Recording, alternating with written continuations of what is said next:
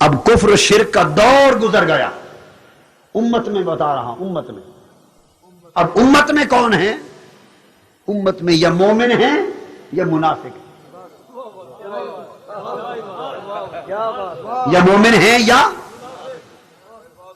اب وہ کون ہیں؟ یہ فرق سمجھ لیں منافق کی بات۔ اب ایک ترتیب سے میں دہرا دیتا ہوں تاکہ بات یاد رہے۔ کافر کون تھے؟ جنہوں نے فضیلت کا بالکل انکار کر دیا تھا اور مثلیت کا صرف اقرار کیا تھا۔ پھر مشرک کون ہوئے؟ جنہوں نے صرف فضیلت کا اقرار کیا اور مثلیت کا بالکل انکار کر دیا، مشرک ہو گئے۔ اب منافق کون ہے؟ اس امت میں جو منافق، جس کے اعتقاد میں نفاق ہے، جو حالت منافقت میں ہے، منافق وہ ہے کہ نہ منافق نہ مومن امت میں اب نہ کوئی کلی فضیلت کا انکاری ہے، نہ کوئی کلی مثلیت کا انکاری ہے۔ اس لیے کافر مشرک نہیں، نہ کوئی بالکل فضیلت کا انکار کرنے والا، نہ کوئی بالکل مثلیت کا انکار کرنے والا۔ اب فرق کیا ہے؟ منافق وہ ہے کہ جو فضیلت کا صرف اقرار کرے۔ پہلے کافر کے مشرک کے لیے کہا تھا جو صرف فضیلت کا اقرار کرے، لفظ صرف میں نے فضیلت سے پہلے لگایا تھا، اب لفظ صرف فضیلت کے بعد لگا رہا ہوں، اقرار سے پہلے۔ اب منافق وہ ہے جو فضیلت کا صرف اقرار کرے، فقط اقرار کرے، کہ میں انکار تو نہیں کرتا، میں بھی مانتا ہوں، ہم بھی مانتے ہیں، فضیلت کو مانتے ہیں۔ منافق وہ ہے جو فضیلت کا صرف اقرار کرے اور مثلیت پر سارا اصرار کرے۔ آپ سمجھیں؟ ہاں، جو فضیلت کا صرف اقرار کرے اور مثلیت پر سارا، جب فضیلت کی باتیں بتائی جائیں کہیں ہم تو انکاری نہیں، ہم فضیلت بھی مانتے، معراج بھی مانتے، معجزے بھی مانتے ہیں، شفا بھی مانتے ہیں، ساری فضیلتیں بیان کرتے جاؤ تو جواب میں کہے میں تو اقرار کرتا ہوں، مانتا ہوں، ہم تو انکاری نہیں۔ تو فضیلت کا صرف اقرار کرے بس، مگر جب تقریر کرے زور سارا مثلیت پر دے، خطاب میں اصرار سارا مثلیت پر ہو، عمر ساری لگائے پڑھنے پڑھانے درس اور واعظ میں، دلیلیں نکال نکال کے لائے مثلیت ثابت کرنے کے لیے، زور اور اصرار سارا مثلیت پر رکھے، اور فضیلت کی بات آئے تو صرف اقرار کرے۔ تو دوستو، جس کا زور بیان اور اصرار مثلیت پر رہے اور فضیلت کا صرف اقرار رکھے، جان لو وہ منافق ہے، اور مومن کی پہچان یہ ہے کہ جو مثلیت کا صرف اقرار کرے، مثلیت کا صرف اقرار کرے، زور اور اصرار سارا فضیلت پر کرے۔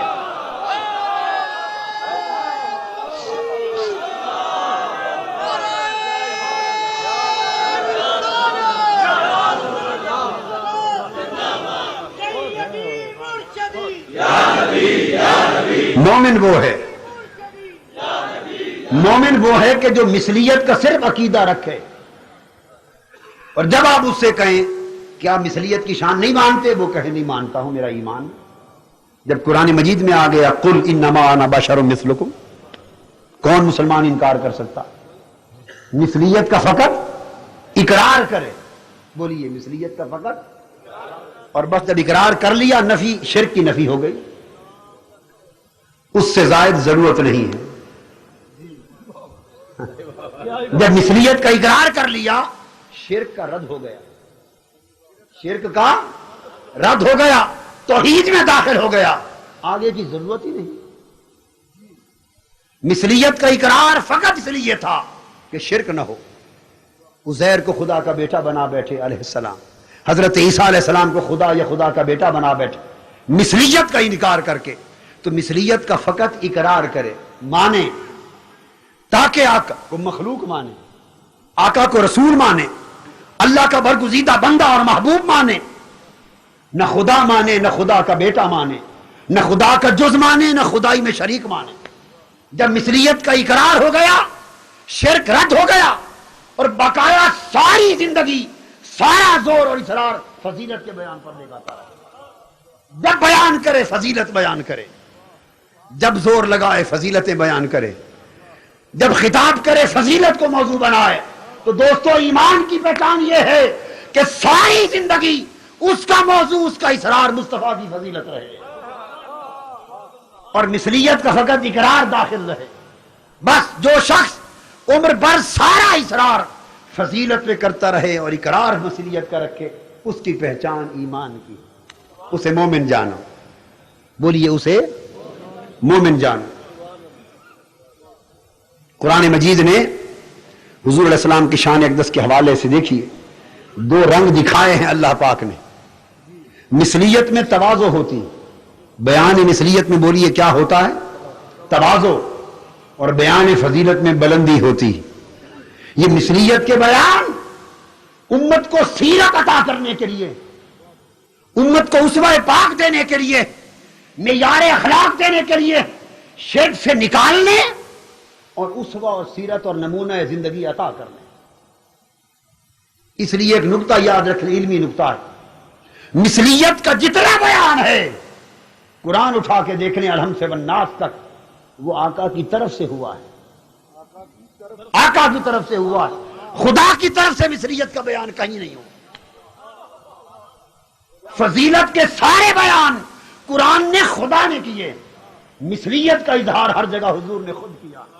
مثلیت کے بیان سے آقا مقام ابدیت پر کھڑے نظر آتے ہیں اور فضیلت کے بیان سے شان محبوبیت پہ کھڑے نظر آتے ہیں. اللہ نے حضور کو عبد بنایا اور اپنا محبوب بھی بنایا.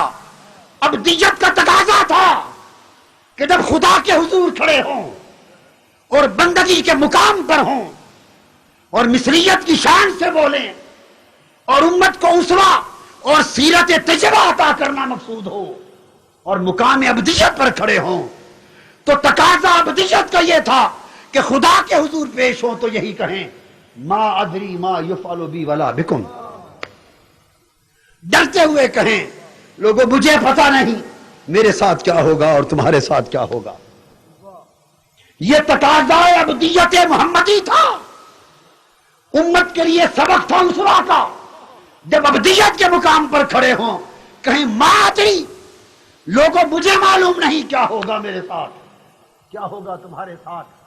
جب خدا حضور کو مقام محبوبیت پر کھڑا کرے، ابدیت سے کی زبان سے حضور بولے ما ادری کہیں، اور محبوبیت کے مقام پر جب رب بولے کہے وَلَا سَوْفَ يُعْطِيكَ رَبُّكَ فَتَرْضَىٰ، محبوب خدا کی کہے مجھے اپنی عزت کی قسم قیامت کے دن تیرا تخت میرے تخت کے ساتھ ہوگا.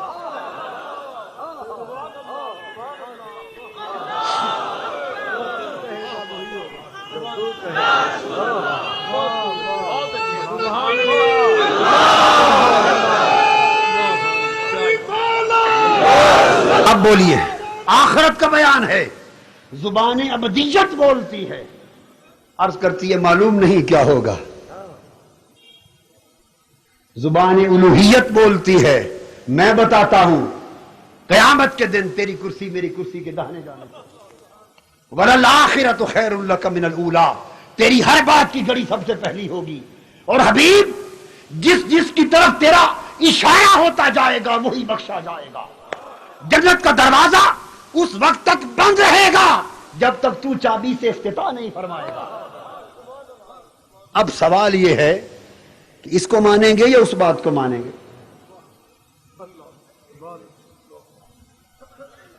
کس کو مانیں گے؟ اس پر ایمان رکھیں گے کہ فرمایا مجھے پتہ نہیں کیا ہوگا. آپ کو یہ سمجھ آ گئی کہ پتہ نہیں کیا ہوگا تو خود رب جو بتا رہا ہے کہ محبوب تیری شفاعت پہ ساروں کا گزارا ہوگا، بخشش تیرے اشاروں پہ بٹے گی، تیری کرسی شفاعت کے مقام محمود پر ہوگی. اور کیا بتانا رہ گیا کہ کیا ہوگا؟ تو نکتہ کیا ہے میں یہ سمجھانا چاہتا ہوں. مقام ابدیت پر آقا بولے تو کہیں لو کنت اعلم الغیب لاستکثرت من الخیر، اگر میں غیب جانتا تو مجھے کوئی نقصان نہ پہنچتا، کوئی نقصان نہ پہنچتا. آقا خود زبان عبدیت سے بولے، یوں فرمائے رب محبوبیت کو آشکار کرنے کے لیے زبان الوہیت بولے تو کہے وما ہوا علی الغیب بدنین، یہ غیب بتانے میں بخل نہیں کرتا، جو چاہو مصطفیٰ بتاتا ہے۔ کون سی آیت کو نکال دو گے قرآن سے؟ اب میں سمجھا دیتا ہوں حل کیا ہے۔ حل کیا ہے؟ یہ جتنے کلام، یہ میں نے 2 نمونے دیے ہیں، پورے قرآن کو اس نمونے پہ طے کر رہے ہیں۔ اب ہم حل کی طرف آتے ہیں۔ امت مفت میں جھگڑوں میں کھو گئی، فساد و خرابات میں کھو گئی، کوئی تعارض کوئی جھگڑا نہ تھا دین میں، ہم نے اپنی بدبختی سے جھگڑا بنا ڈالا۔ بات فقط اتنی تھی کہ آقا جب ابدیت کے مقام پر بولتے تو تقاضائے ابدیت یہ تھا کہ حضور اپنی مثلیت کو اجاگر کرتے رہیں، مثلیت کو اجاگر کرتے رہیں، اور وہ کلام فرمائیں جو امت کو اپنے اخلاق کے لیے اسوہ بنے، سیرت بنے۔ آقا کلام کریں ابدیت کے مقام پر، اپنی نفی کریں، اور رب کریم زبان الوہیت جب بولے تو آپ کو مقام محبوبیت پہ کھڑا کر کے آپ کی فضیلت کو اجاگر کرے، لوگوں کو کہیں لوگوں سب کچھ یہی ہے۔ ابدیت کی زبان کھلے تو کہیں میں کچھ نہیں ہوں، مدینہ سے آواز اٹھے تو آواز سنائی دے لوگوں میں کچھ نہیں ہوں، عرش سے آواز آئے بتایا جائے لوگوں سب کچھ یہی، سب کچھ یہی۔ اب فرق کیا تھا؟ فرق یہ تھا کہ حضور نے ابدیت کے مقام پر جو کہا وہ اسوہ اور کردار بننے کے لیے کہا، عقیدہ رکھنے کے لیے نہیں کہا۔ وہ تواضع کا سبق تھا، انکساری کا سبق تھا، اور نفی کمال کی کر کے کمال کی انتہا تھی۔ کمال کی انتہا کمال کا اس بات نہیں، کمال کی نفی ہوتی۔ یاد رکھ رہے یہ بات، ہر ایک بات پہ کہتا تھا اکبر الہ آبادی کا شعر، ہر ایک بات پہ کہتا تھا من نمی دانم، ہر ایک بات پہ کہتا تھا من نمی دانم کہ میں نہیں جانتا۔ یہ بات سچ ہے کہ اکبر بہت ہی عالم تھا، ہر ایک بات پہ کہتا تھا من نمی دانم، یہ بات حق ہے کہ اکبر بہت ہی عالم تھا۔ جو کہتا ہے نا میں جانتا ہوں میں جانتا ہوں میں جانتا ہوں، اس کے کمال میں کمی ہوتی ہے، اور جو کہتا ہے مجھے معلوم نہیں، اس کا کمال کامل ہوتا ہے۔ آقا ابدیت کے مقام پر جب کلام فرماتے تو نفی کرتے، اور مقامی محبوبیت پر فائز کر کے جب خدا کی زبان کھلتی تو خدا پاک سارے کمالات کا اس بات کرتا۔ تو یاد رکھ لیں آقا نے جو کچھ فرمایا یہ تواضع اور مثلیت سکھانے کے لیے فرمایا، اور رب نے جو کچھ فرمایا وہ محبوب پر عقیدہ بنانے کے لیے فرمایا، عقیدہ بنانے کے لیے فرمایا۔ ہم نے کیا کر دیا؟ حضور جو اپنی شان ابدیت پر فرماتے رہے، ہم نے اس سے عقیدہ بنانا شروع کر دیا۔ جو اپنی شان ابدیت میں فرماتے رہے، ہم نے اس سے عقیدہ بنانا شروع کر دیا۔ جبکہ عقیدہ دیکھنا یہ تھا، یوں نہ دیکھو، 2 زاویہ نگاہ ہے۔ ایک زاویہ یہ ہے کہ حضور خود کو اللہ کی بارگاہ میں کس طرح پیش کرتے ہیں۔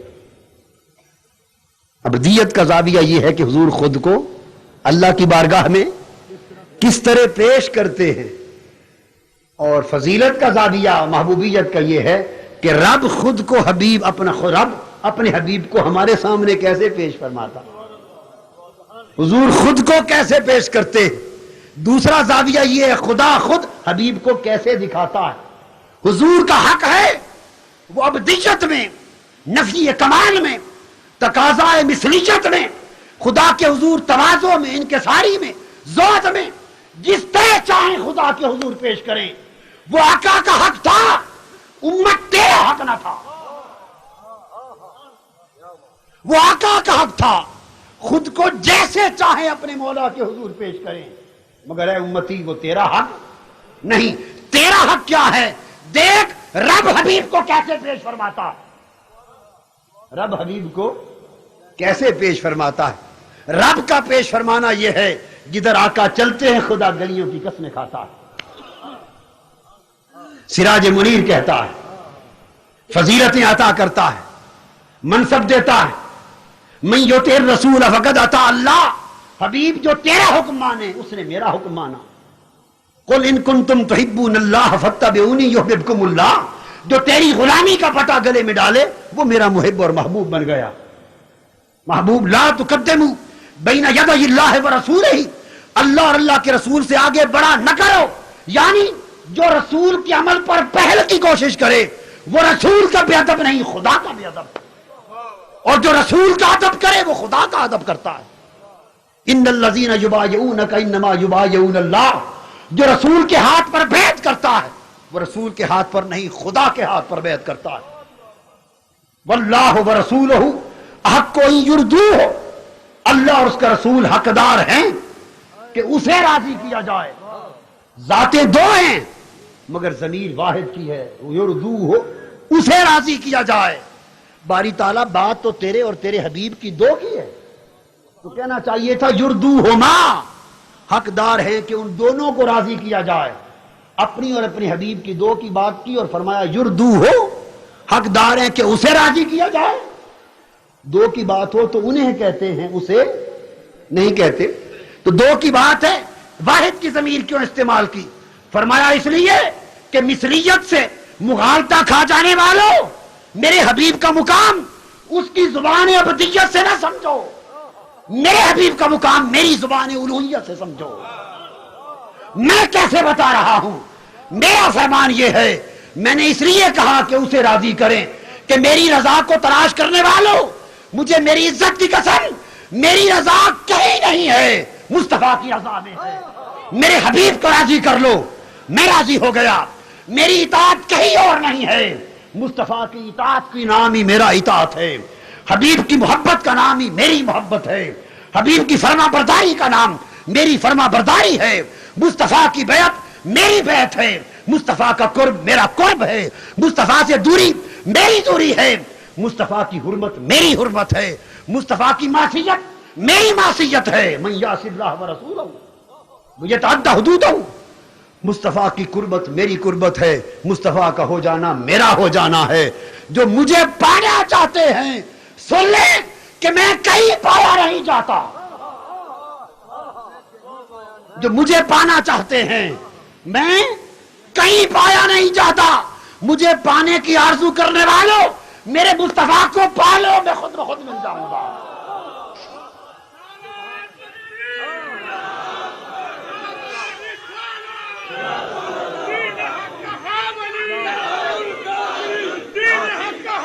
میرے حبیب کو پالو، حبیب کو پانا ہی میرا پانا ہے۔ وَلَوْ أَنَّهُمْ إِذ ظَلَمُوا أَنفُسَهُمْ جَاءُوكَ، وہ جو جانوں میں ظلم کر بیٹھے تھے حبیب، میری بخشش کی آرزو مند ہوں تو تیری بارگاہ میں آ جاتے، اور اب بھی سن لیں کہ مجھے منانا چاہیں ظلم کرنے کے بعد تو جاؤ کا تیری بارگاہ میں آ جائیں، خواہ زیارتاً، خواہ اطاعتاً، خواہ اتباعاً، خواہ شفاعتاً، خواہ توسلاً، خواہ محبتاً، مگر مجھے بخشش، میری بخشش چاہتے ہیں تو جاؤ کا ایک بار آئیں تیری بارگاہ، فاستغفر اللہ، اور تیرے در پہ آ کے مجھ سے معافی مانگیں، اور پھر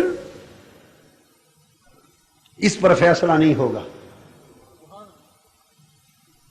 اللہ سے معافی مانگنے پر فیصلہ نہیں ہوگا، فیصلہ کس پر ہوگا؟ مصطفیٰ کی سفارش۔ واستغفر لهم الرسول، اور رسول بھی اس کی سفارش میں میٹھے بول بول دے، اور پھر کیا ہوگا؟ اگر حضور سفارش فرما دیں، دو پیارے پیارے لب ہلا کے دو بول بول دے کہ مولا بس اب جانے دے، معاف کر دے، چھوڑ دے۔ حبیب کے اتنے لب ہل جائیں تو کیا ہوگا؟ میں نے کہا میں خود کہیں نہیں پایا جاتا، حبیب کو پانا ہی میرا پانا۔ لوجد اللہ تواب الرحیم، لوجدو کا فاعل لفظ اللہ، توابن اس کا حال ہے، تواب الرحیمہ یہ اس کا حال واقع ہوا ایک ترکیب میں۔ فرمایا لوگ میرے حبیب کی بارگاہ میں آ جائیں اور اللہ سے مجھ سے معافی مانگیں، اور اگر محبوب آپ ان کی شفاعت کر دیں، جہاں کھڑے تھے تیری جالی کے سامنے، مواج شریف کے سامنے، گنبد خضرا کے سائے کے تلے، محبوب جب تک تو مجھ سے معافی مانگتے رہے میں چھپا رہا، جب تک واستغفر اللہ تک رہے مجھ سے معافی مانگتے رہے مجھے نہ پا سکے۔ واستغفر لهم الرسول، جب تو نے شفاعت کر دی میرے حبیب، جب تو نے شفاعت فرما دی، لوجد اللہ، مجھے اپنی عزت کی قسم وہ یقیناً خدا کو پا لیں گے، لوجد اللہ، وہ وہیں اللہ کو پا لیں گے۔ کس حال میں؟ توابا رحیما، قبولیت توبہ رحمتیں بانٹ رہا ہوگا۔ لے جاؤ میرے بندو، میرے حبیب نے شفاعت کر دی ہے، تمہاری توبہ بھی قبول، رحمت کی خیرات بھی لے جاؤ۔ حبیب آپ کی شفاعت کی دیر ہے، لوجد اللہ، یہی تیرے روزے کی جالی پر کھڑے مجھ کو پا لیں گے۔ عرض یہ کرنا چاہتا ہوں کہ مقام ابدیت پر میرے محبوب جو کہیں وہ ان کا حق ہے، وہ مثلیت کی صورت میں اپنی سیرت کا اسوہ دیتے اور ابدیت کے مقام پر خدا کے حضور خود کو پیش کرتے، اسے اپنے اخلاق اور کردار کے لیے اسوہ بناؤ، اس کلام کو عقیدہ نہ بناؤ۔ اور عقیدہ کب بنے؟ میری زبان کو دیکھو کہ میں حبیب کو کیسے پیش فرماتا ہوں۔ تو دوستو، جن لوگوں کی نگاہ اسرار مثلیت پر ہوا، فضیلت کا خالی اقرار ہوا، وہ منافق ہو گئے، اور جنہوں نے مثلیت کا فقط اقرار کیا اور اسرار سارا فضیلت پر کیا وہ مومن ہو گئے۔ یہی نگاہ کا فرق تھا آقا کے عاشقوں میں اور آقا کے منکروں میں، نگاہ کا یہی فرق تھا۔ ایک گلاس میں پانی ہو، 2/3 پانی، مثال دے رہا ہوں پینے کے لیے نہیں کہا، ایک گلاس میں 2/3 پانی ہو اور میں آپ سے پوچھوں بھائی اس میں کتنا پانی ہے، 2 آدمیوں سے پوچھوں کہ اس میں کتنا پانی، دونوں کا زاویہ نگاہ مختلف ہوگا۔ ایک کہے گا بھائی 2/3 پانی ہے، ایک کہے گا 1/3 خالی ہے۔ واقعہ ایک ہی ہے، واقعہ ایک ہی ہے، ایک کی نگاہ خالی حصے پر پڑ رہی ہے، ایک کی نگاہ بھرے ہوئے حصے پر پڑ رہی ہے۔ بلا تشبیہ و بلا مثال یہاں تو خالی اور بھرا ہوا ہے نا، وہاں تو کوئی حصہ بھی خالی نہیں، سب کچھ بھرا ہوا ہے۔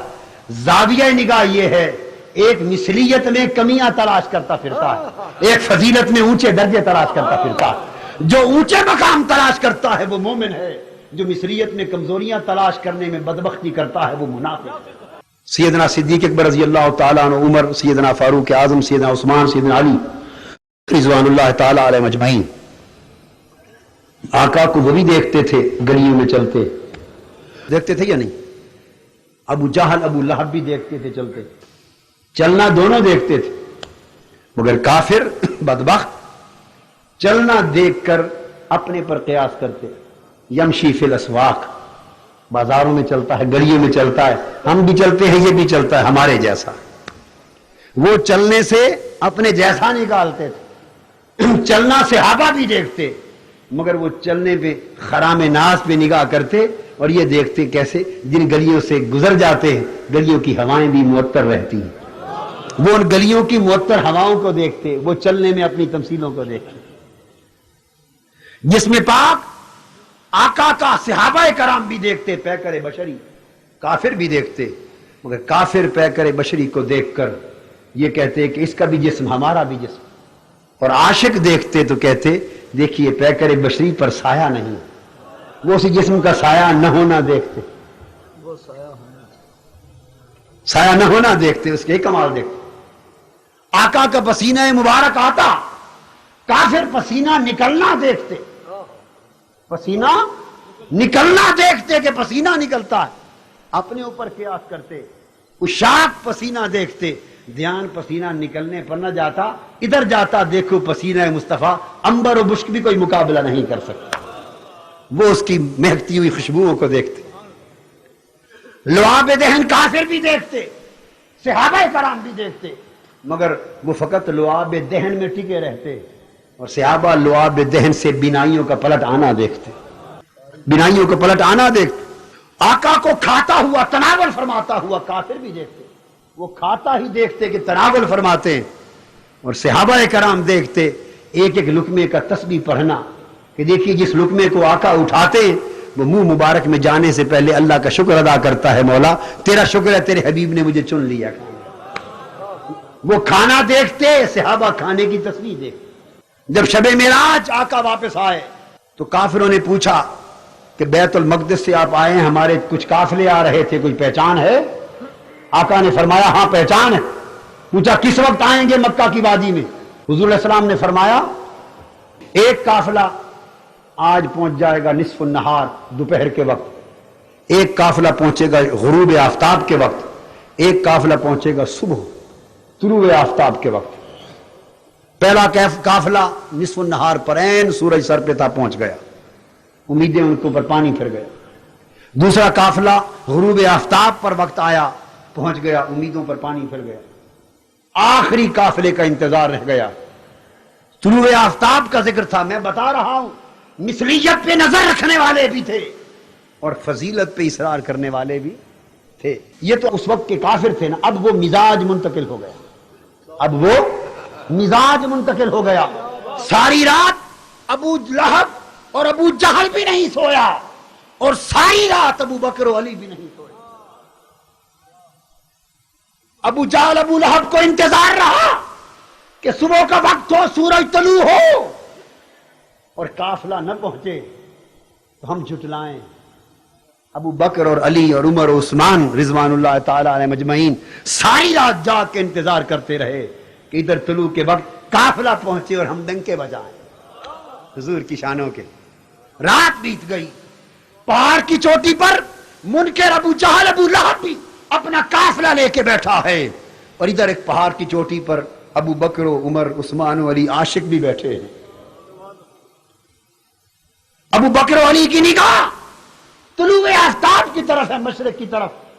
ابو جہل و ابو لہب کی نگاہ بیت المقدس قافلے کی راہ کی طرف۔ ابو لہب سورج کی طرف دیکھ رہے ہیں، مشرق کی طرف، کہ سورج طلوع ہو جائے اور قافلہ نہ پہنچے۔ ابو بکر و علی عاشق ادھر قافلے کی راہ تک رہے ہیں کہ سورج سے پہلے قافلہ آ جائے۔ ساری رات چوٹیوں میں گزار دی، دو زاویہ نگاہ برسر پیکار ہیں۔ تلاش فضیلت کا زاویہ نگاہ، تلاش مثلیت کا زاویہ نگاہ۔ رات بیت گئی، طلوع آفتاب کا وقت ہو گیا، سورج کے طلوع کا وقت ہو گیا، قافلہ نہ پہنچا۔ کافروں کے چہروں پر خوشی مچل گئی، مسکرانے لگے، بغلے نچانے لگے کہ سورج ابھی طلوع ہوا، ابھی طلوع ہوا، قافلہ نہیں پہنچا۔ ادھر قافلے کو آتے آتے راستے میں کوئی کام پڑ گیا، 3 4 5 گھنٹے لیٹ ہو گیا، اپنی پہنچنے کے وقت پر پہنچنا ممکن نہ رہا، لیٹ ہو گیا۔ آقا نے فرما دیا تھا سورج طلوع کے لیے مشرق پر پہنچا، رب کائنات نے حکم دیا سورج میرے مصطفیٰ کی زبان سے طلوع کے وقت قافلے کا پہنچنا نکل گیا ہے، جب تک قافلہ مکہ کی وادی میں قدم نہ رکھے رک جا، تجھے طلوع کی اجازت نہیں ہے۔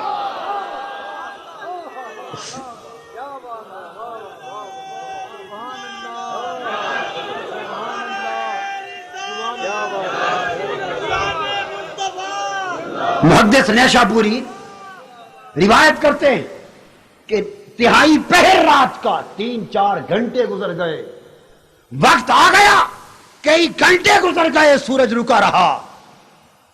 جب قافلہ مکہ کی وادی میں پہنچا، طلوع آفتاب کو حکم ہوا، ادھر سورج نے کنارہ نکالا، ابو جہل کی آواز گونجی سورج طلوع ہو گیا، اس کا جملہ مکمل نہ تھا کہ عاشق بول اٹھے کہ قافلہ بھی آ گیا۔ ایک نگاہ فضیلت کی تلاش میں سرگرداں ہے، وہ قافلے کی گرد میں مصطفیٰ کے کلام کی سچائی تلاش کر رہی ہے۔ ایک نگاہ سورج کے طلوع میں مثلیت اور کمزوری تلاش کر رہی ہے۔ لوگوں، امت میں جن لوگوں کے ایمان کا مزاج ابو بکر کے رائے میں چل گیا، علی کے رائے میں چل گیا، مومن ہو گئے، اور دل کے مزاج میں ابو جہل ابو لہب بس گئے، منافق ہو گئے۔ دیکھا کرو جب آقا کا بیان ہوتا ہے کون فضیلتیں تلاش کرتا پھرتا ہے، کون کمیاں تلاش کرتا پھرتا ہے۔ جو جاننا دیکھے اسے مومن جانو، جو نہ جاننا تلاش کرے منافق جانو۔